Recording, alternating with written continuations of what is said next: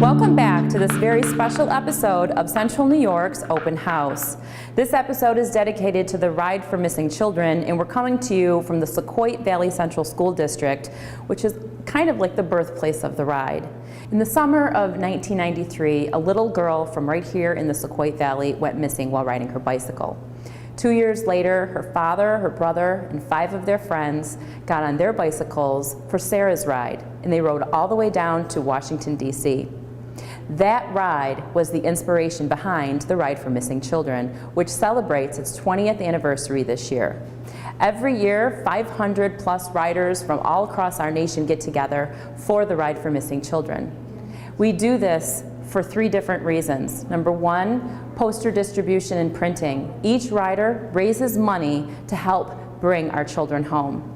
We also do it to honor missing children and their families, to let them know that we will never ever stop looking for their child and that we are there for them.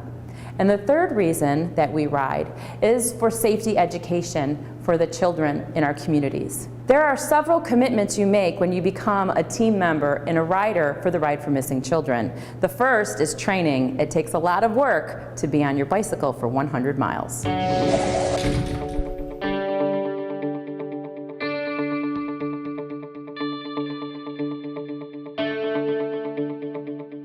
In order to ride 100 miles on your bicycle, you have to do some training. Before you take on any event of athletic form, whether it's the Boilermaker or the Ride for Missing Children, you need to train.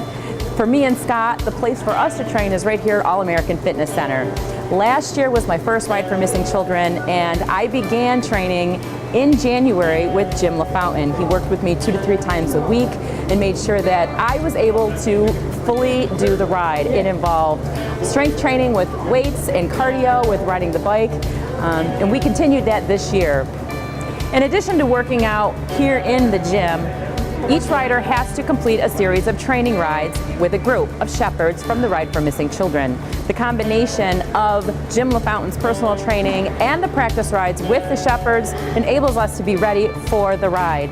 So if you've got an event that you're training for, whether it's a century ride or a run, maybe a triathlon, you can come down to the All-American Fitness Center. It's a great place to get started. And this summer, there's a special for students, $99 to work out all summer long. You can learn more about that here at All-American Fitness Center.